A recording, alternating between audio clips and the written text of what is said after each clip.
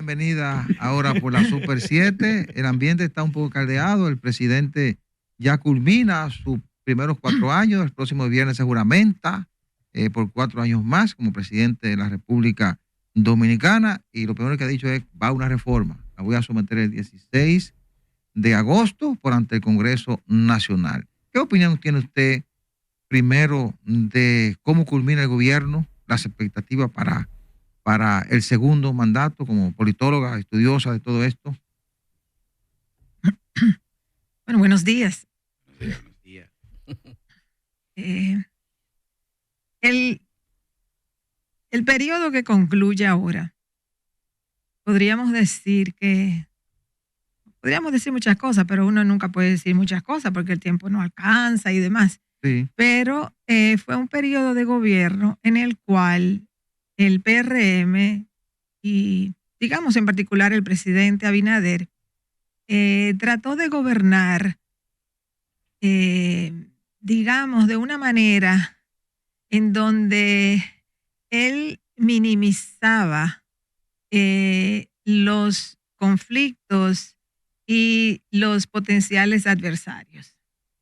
En el sentido de que si había una corriente de oposición muy fuerte con respecto a algo, como ocurrió, por ejemplo, con la reforma fiscal que se intentó en el 2021, él cambiaba de curso, incluso en aquellos momentos se le criticaba que cambiara por corrientes de opinión, pero bueno, su estrategia fue realmente gobernar tratando de moderar o minimizar los conflictos que se le pudieran presentar con actores sociales o políticos. Digamos, la única excepción importante fue, claro, que todavía toda la ejecutoria del Ministerio Público en el caso de funcionarios del anterior gobierno, pero eso era un componente importantísimo de la plataforma de gobierno del PRM. Pero fuera de eso, que sí implicaba, digamos, un enfrentamiento relativo, porque el PLD ha estado muy disminuido para incluso poder poner mucha resistencia a eso.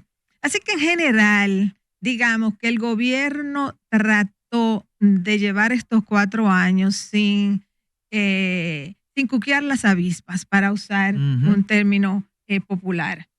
Y le dio resultado. El primer año y pico fue agotado por la pandemia, claro está, una crisis mundial. Luego la guerra de Ucrania, que trajo inflación, trataron de manejarla, por ejemplo, poniéndole un tope al precio de la gasolina, lo cual fue muy útil para el gobierno y para la gente, porque había una expectativa de hasta dónde va a llegar el precio de la gasolina.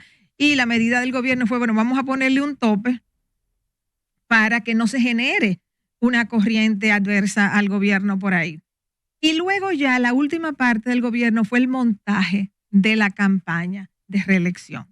¿Qué es lo que ha hecho el gobierno? El gobierno ha ampliado lo que hace varios años yo llamé el estado asistencial que instauró el PLD.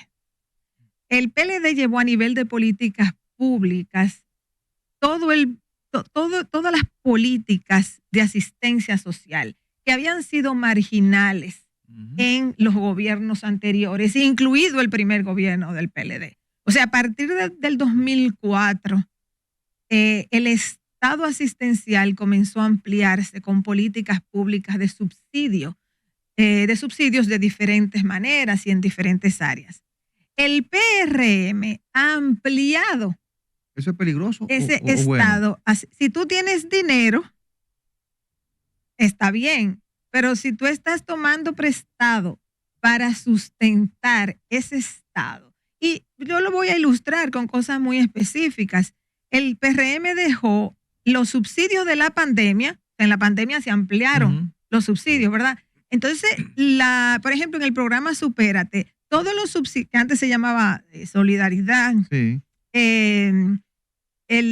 todos esos subsidios que se establecieron en la pandemia, casi todos, sobre todo lo que tienen que ver con tarjetas de subsidio, se ampliaron. Se dejó como había aumentado en la pandemia y aún se ampliaron más en términos del número de beneficiarios y la cantidad que se otorga. Segundo, En estos 4 años se ha ampliado en unos 100,000 empleos la nómina pública. Eso es bastante en 4 años. Los subsidios llegan a los pobres. Los empleos en el sector público llegan en gran medida a la clase media. Entonces, todo eso es parte de un Estado que está absorbiendo más responsabilidades en la creación de empleo y en la compensación por bajos empleos o por desempleo que hay en el país. Yo no estoy en contra de políticas sociales en lo absoluto. Ahora bien, una cosa son las políticas sociales pensadas para promover el desarrollo y otras cosas son las políticas sociales que buscan básicamente rentabilidad política. Y ahí el gobierno tiene que reflexionar, porque el problema está en que también el gobierno ha estado operando con recursos limitados y no han sido tan limitados porque la estabilidad macroeconómica dominicana le ha permitido al gobierno tomar muchos préstamos. Pero bueno, esa cajita no está siempre disponible y podría venir un momento en que ya sea por el costo de las tasas de interés que eso implique o porque ya la carga es muy grande en términos de la cantidad de préstamo y lo que eso implica en pago de intereses y demás, que podría constituirse en un problema serio desestabilizador de la economía. Entonces, el gobierno siempre tiene que estar evaluando qué va a hacer. Ahora, no ha sido un Estado frugal, ha sido un Estado que ha ampliado ese Estado asistencial. Y eso también, y en todo, el tercer ejemplo que puedo poner es la inversión o el gasto en publicidad.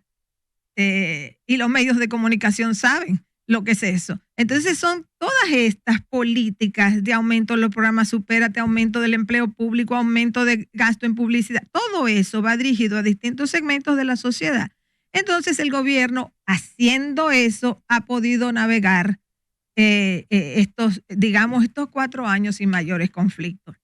Abinader parece ser que quiere comenzar su segundo periodo cuqueando las avispas. ¿Cómo? Así como no lo hizo en su primer periodo, sí, parece que quiere comenzar su segundo periodo haciendo eso. ¿Por qué lo digo? Porque insistir, embarcarse en una reforma constitucional, que es lo que él ha estado promoviendo más, es problemático.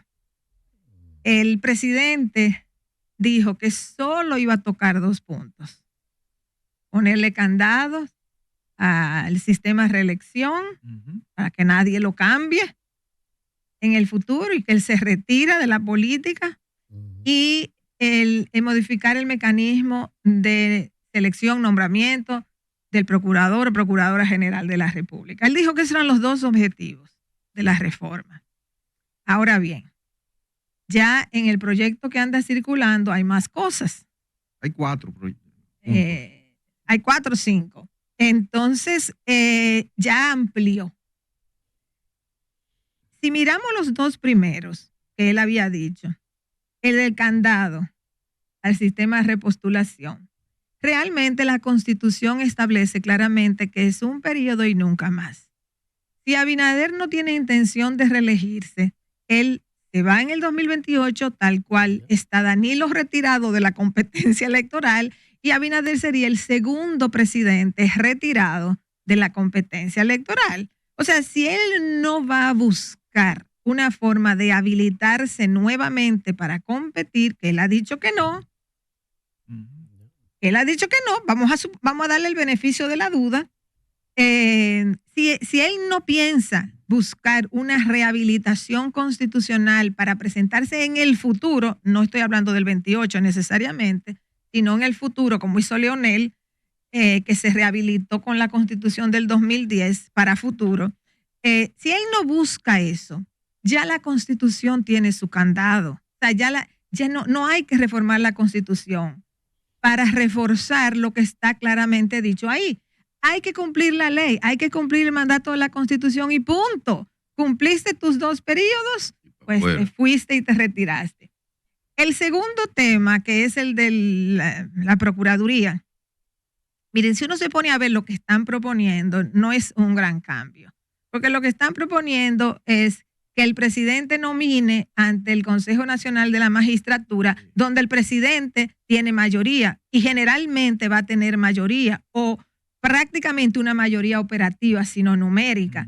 Y si no le aprueban a la propuesta candidato o candidata A, él nada más que va a presentar la B o la C y en un momento le van a aprobar una que le escoja. Entonces, no hay gran diferencia en ese mecanismo de nombramiento. Entonces, cambiar la Constitución para eso no tiene mucho sentido.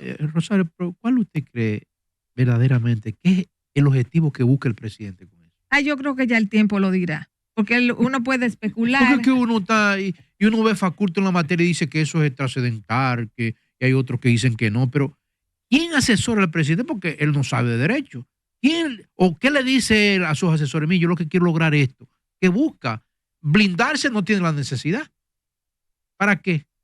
Y el presidente se va a quedar como referente político, un empresario.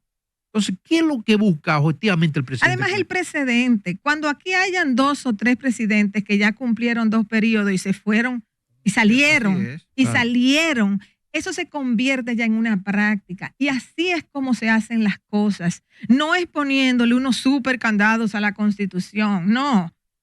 Es realmente cumpliendo con lo que se dispone. Eso es lo que hay que hacer. ¿Por qué le quiere poner Tacoquipa pegado para que nadie se le acerque? No, porque tampoco la Constitución no es para eso. La Constitución es para... Ahora, tú me dices a mí que son derechos fundamentales como el derecho a la libertad de expresión o la forma de gobierno democrático, algo así. Bueno, pero esto es un dispositivo electoral. Y hay de todo en el mundo. Rosario, hay de todo en el mundo. Con esa evaluación que usted hizo anteriormente, si usted fuera la profesora del gobierno, ¿usted le pondría qué nota más o menos si se pasa con 70? En la UAS se pasaba con 70. A mí realmente no me gusta como hacer ese tipo de evaluación porque realmente son muchos aspectos. O por lo menos, ¿cuáles luces usted le ve a estos 4 años de gobierno? Mira, yo pienso, te voy a decir, sin poner notas, te voy a decir lo que yo veo positivo. Sí. Lo que yo veo positivo es lo siguiente. El país ha pasado, la pandemia ha pasado el proceso inflacionario mundial con estabilidad económica y con estabilidad política. Yo creo que otro gobierno lo hubiera logrado también. Yo no creo que es simplemente un mérito de un gobierno, sino que la República Dominicana viene desde hace mucho mostrando estabilidad. Ahora bien, cualquier gobierno puede facilitar una desestabilización. El PRM no lo ha hecho. Entonces, en ese sentido, merece crédito. No es su hechura. Sí. Y ahí yo creo que porque ahí hay un debate de si ellos se lo inventaron, o sea, si ellos son los creadores de la estabilidad o eso viene de antes. Pero mire, es una gran cosa estar estable eso viene, económica, social y políticamente. Eso es clave. Por eso. Que otros vengan haciendo, bueno, lo está logrando también. No, por eso digo, tiene su mérito porque lo ha mantenido, pero no lo inventaron. Porque yo lo estoy aclarando porque hay un debate de si es una hechura actual o si eso viene de antes. La República Dominicana viene con estabilidad ya desde hace 30 años.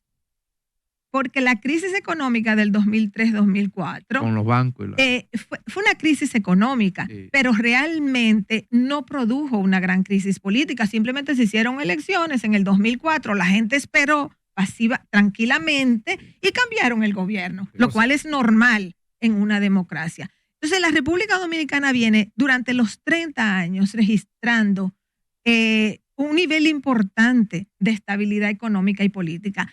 Y el PRM lo ha mantenido. Qué bueno, porque incluso había la expectativa, así digamos, de una parte del pueblo que decía, cuando el PRD gobierna se destabilizan las cosas. No, el PRM ha demostrado que ha sido capaz de gobernar manteniendo la estabilidad. Y yo creo que eso es importantísimo. Y ahí merecen muy buena nota. Rosario. Ahora, hay otros puntos donde realmente no ha habido avance. Aquí no ha habido avance en la salud, aquí no ha habido avance en la educación. O sea, si vamos viendo áreas específicas de políticas públicas, entonces ahí entramos en un terreno más complicado. Entonces, la transparencia no es un logro de este gobierno, transparencia. La transparencia, es un logro relativo. Yo a la transparencia no le declaro un logro firme. Yo creo que el gobierno llegó al poder por el tema de la corrupción y tenía obligación de mostrar, de dar muestras de que estaba dándole importancia al tema de la transparencia. Entonces, hay que ver qué sucede ahora, en este segundo periodo, cuando las cosas tienden a aflojarse más, cuando los voraces entran más en juego y se sienten más cómodos. Entonces hay que ver qué ocurre. Pero sí, indiscutiblemente, como ese fue el punto central que trajo el cambio de gobierno, el gobierno tenía que prestarle atención a ese tema. Sí, apuntando ahí, pero dice doña Milagro Ortiz Bosch, y refiere en parte también Carlos Pimentel. En el caso de doña Milagro dice que se han detectado 222, no sé ni cómo llamarle. Indelicadeza. Pero esos son subsanables. Y dice Carlos Pimentel que van más de 19,000 millones que han impedido los procedimientos aplicados por compras y contrataciones, que han impedido que se vayan a la corrupción. Un logro ese. Pero, Rosario, estamos en 4 años de estabilidad política, económica y social, que vienen sucediéndose desde el 2003, cuando pasó lo de los bancos, por lo menos en la parte económica aquello se afectó y en la política no tanto. Pero estamos refiriendo al 1984, cuando resultado de una situación de carácter económico hubo un momento de ingobernabilidad, de desestabilización en la República Dominicana, con las famosas pobladas aquellas. De repente estamos frente a un gobierno que ha apurado el paso para plantear 12 reformas juntas, dentro de las cuales está la reforma de la seguridad social, está la reforma fiscal y está la reforma al Código Laboral. 3 elementos que traen contradicciones en lo fundamental que tiene que ver con la economía. Y el gobierno le ha puesto el aderezo de la reforma constitucional que trae un componente de discusión de carácter político. Entonces tenemos la posibilidad de una confrontación en el sentido de lo económico con aquellas reformas y la posibilidad de un debate de carácter político con la otra reforma para un gobierno que va a iniciar un segundo periodo. ¿Qué puede pasar en cuanto a la gobernabilidad? ¿Qué puede suceder cuando estamos entrando a una discusión de carácter económico que no se sabe ni siquiera qué planteamiento es que hay sobre ella, pero hay presión alrededor de eso, y una discusión de carácter político alrededor de una reforma que empezó con 2, como bien apunta, y ya va por 4, 5, y no se sabe dónde va a terminar cuando la presenten? ¿Cuál es el escenario visible en la República Dominicana? Bueno, como decía anteriormente, si al presidente no le interesa rehabilitarse, si a él no le interesa rehabilitarse, si él tiene esa decisión de no rehabilitarse, él no debería embarcarse en una reforma constitucional. Si él lo quiere hacer porque Leonel hizo una, tampoco le conviene, porque es otra coyuntura en la que estamos. La coyuntura del 2009-2010, que fue en el 2009 realmente que se armó el proyecto de reforma, se promulgó en enero del 2010. La Constitución Dominicana realmente no se había modificado de manera sustancial desde 1966, porque en el 94 fue una reforma más para resolver la crisis electoral que se presentó. Y luego la del 2002 fue simplemente cambiando el sistema de reelección que hizo Hipólito. Entonces, realmente había muchas cosas que se podían cambiar en el año 2009-2010 en la Constitución. Y esa fue la reforma de Leonel. Claro, él la aprovechó también para rehabilitarse constitucionalmente porque él estaba agotando su segundo periodo consecutivo y hubiese tenido que salir del escenario competitivo electoral. Entonces, si Abinader no busca realmente habilitarse o rehabilitarse electoralmente, a él no le conviene entrar en el conflicto que le genera una reforma constitucional que ya va por 4 o 5 puntos, porque va a comenzar su periodo generando oposición. Y él ha jugado durante 4 años a no cuquear las avispas. Entonces, ese método le da más resultado. Mencionabas tú la cuestión de las reformas económicas, sociales, que de las que tanto se habla, y de las 12 reformas que Abinader ha propuesto desde que llegó al poder, no ahora. ¿Qué sucede? Yo pienso que aquí no se va a hacer reforma fiscal hasta que el gobierno vea que se está ahogando y que no le queda de otra. Y con la situación de los Estados Unidos ahora es un poquito más delicado. ¿En qué sentido? Oh, pero venga acá. La posible recesión. Posible recesión y que están cayendo algunos vientos allá en Estados Unidos con respecto a eso. Usted sabe que allá tose, a nosotros nos da pulmonía aquí. Sí, pero yo creo que todavía en Estados Unidos no hay recesión y no está claro de que vaya a haber. Sí, pero bueno, yo no creo que ahora mismo pronto va a haber recesión en Estados Unidos, pero bueno, yo no soy economista, le dejo eso a los economistas. Pero fuera de eso, yo pienso que los gobiernos, porque ahí voy a hablar en plural, los gobiernos dominicanos evaden las reformas fiscales por el costo social que tiene. ¿Usted cree que te la va a evadir? Yo pienso que este gobierno la va a evadir hasta que pueda. Y si puede pasarse los 4 años sin hacerla, se va a pasar los 4 años sin hacerla, porque el costo es muy alto. ¿A quién es que le van a poner impuestos? A la clase media, básicamente, y a los sectores populares en impuestos directos. Entonces, porque realmente hacer una reforma arriba, o sea, de tú modificar toda la estructura fiscal, es entrarle a los sectores de poder que tienen mucha capacidad de presionar el gobierno. Entonces tú te vas por afectar a una gran mayoría de gente, en vez de afectar grupitos que deberías afectar, tú te vas afectando a mucha gente, pero toda esa gente es el electorado. O sea, toda esa gente tiene mucho peso también en la definición y en la solidez y en la fortaleza del gobierno. Entonces, yo creo que ellos no van a hacer reforma fiscal a menos que no les quede de otra. Pero ¿no sería una irresponsabilidad del presidente y del gobierno, tomando en consideración que los organismos internacionales, los principales economistas dominicanos le han dicho, mire, la economía necesita tener capacidad de respuesta? Hace mucho tiempo que venimos arrastrando un déficit fiscal porque la economía no está respondiendo a las necesidades del Estado dominicano. No sería una irresponsabilidad porque luego el problema va a ser mayúsculo para la sociedad dominicana. Es que nos han dicho, si no hacemos la reforma fiscal, el Estado no va a lograr un nivel de avance hacia una economía avanzada, como lo ha planteado el Fondo Monetario, lo ha planteado el Banco Mundial, lo han planteado otros organismos internacionales.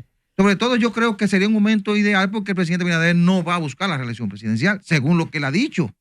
Entonces, yo creo que lo más ideal es que si usted no tiene interés de buscar la reelección, usted haga la reforma independientemente del costo político para darle la estabilidad y la base al Estado para responder a sus necesidades. Lo que pasa es que eso asume que es simplemente el presidente. O sea, si tú haces una reforma fiscal que genera mucho descontento, no es que el presidente no se vaya a repostular, es su partido también. O sea, su partido quiere ganar elecciones otra vez en el 2028. Entonces, eso afecta la gestión y la visión que tiene la población del partido en el poder. Entonces, decir Abinader la puede hacer porque él no se va a repostular en el 28, está perdiendo de vista que hay un partido que sí quiere reelegirse en el poder, aunque sea con otro candidato. Hay un país también que está por encima de eso. Nos están diciendo, vamos a sucumbir si no hacemos la reforma. Sí, yo entiendo perfectamente el argumento. Lo que yo estoy diciendo es que si bien desde la racionalidad económica procedería hacerla, desde la racionalidad de los apoyos políticos nunca es bueno aumentar impuestos porque la gente no le gusta, la gente se resiente cuando le aumentan impuestos, y más en un país donde la desigualdad social es muy grande, donde no creo que haya interés de afectar los sectores más pudientes y donde quien va a ser afectado es el mismo sector que ya paga impuestos. Entonces, ahí es donde el problema políticamente se hace complejo.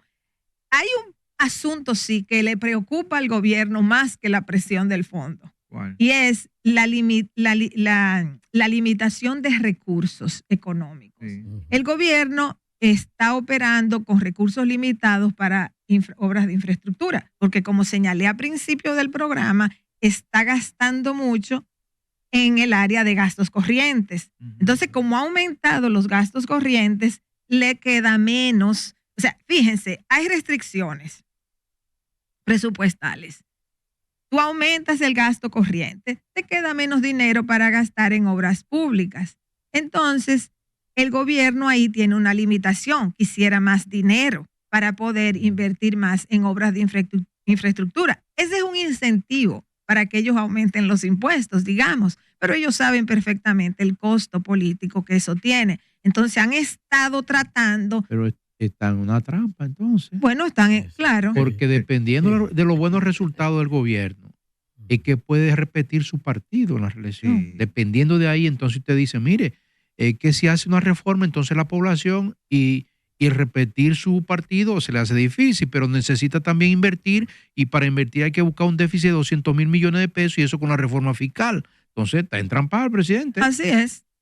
Así es. Por eso le decía que más que la presión del fondo, Sí. el gobierno, la motivación principal que tendría para hacer una reforma fiscal es conseguir más dinero para poder gastar Bueno, más. empeñarse en buscar en la menos evasión de impuestos. Eficientizar. Como Eficientizarlo y no irse a la como reforma dice fiscal. Rosario, ahí estaría afectando a sectores Claro. que son los que tienen más capacidad de presión. Tú tienes que ir a afectar a comerciantes que se quedan con el ITEVIS, Sí. a gente que está evadiendo. Pero ahí es menos riesgoso. Sí, porque hay que pagarlo. Como Es menos quiera. riesgoso que poner una reforma fiscal, ¿verdad? Rosario, Ajá. Rosario, lo que ellos tiene... que evalúen todas sus alternativas, pero ya, Pero mire, usted sabe, a usted le están escuchando, ¿eh? ajá. Sí, así en dominicano la están escuchando. Sí. Rosario, Sí. de repente nos encontramos en una Yo campaña electoral. nunca creo que los políticos escuchan a uno, pero bueno, si quieren que Sí. Ellos escuchen. escuchan para saber lo que no van a hacer. Rosario,